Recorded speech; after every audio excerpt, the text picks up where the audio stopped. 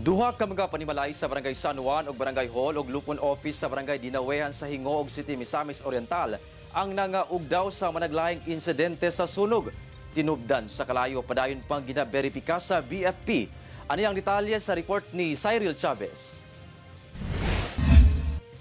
Ugdaw na og wala na mapuslan aning duha ka mga balay sa sunog sa Purok 3A Barangay San Juan, Hingo ug City Misamis Oriental.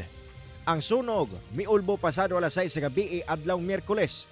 Paspas gilamoy ang duha ka balay. Usa niini ang totally damage ug usa ang partially damage.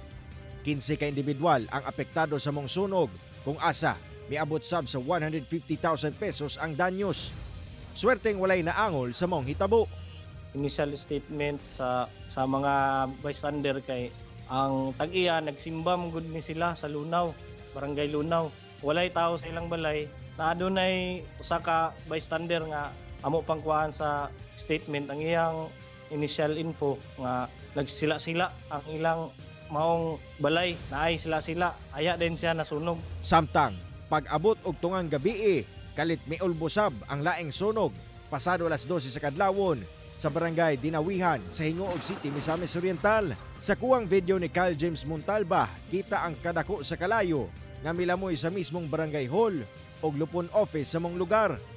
Paspas nga mikailap ang kalayo pag-abot sa kabumbiruhan, ugdaw na ang mong Barangay Hall. Matod sa BFP, palisuray ang pagresponde sa lugar, labi pa nga bukirong barangay kini og miabot pa sa sobra usa ka oras ang ilang pagresponde tungod sa kalisod sa dalan. Interland papangas gid sir ba tong fire truck maglisod gid siya nga makahunat ta kay tungod kay adunay load baya sa tubig. Miabot sa kapin 880,000 pesos ang danyos samtang walay naangol sa mong hitabo.